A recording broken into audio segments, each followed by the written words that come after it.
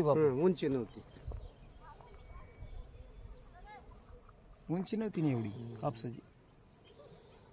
उंची नाही, कापूस कधीच कुठलं बी काही बी उत्पन्न काढा. आणि इथं म्हणलं की असं ठरवायचं इथं तेव्हा ती लिंबुनी आहे.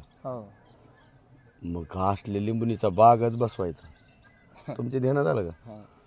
उंच बी झाडं जातात तरी त्याला भ्यावंच आहे.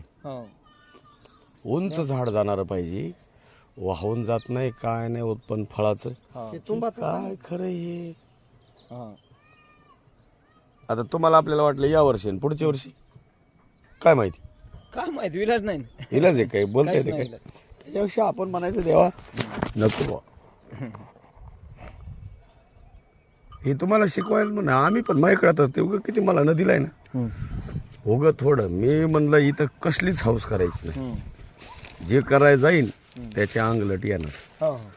कारण नदी आमच्या पक्ष पलीकडून वाहिली.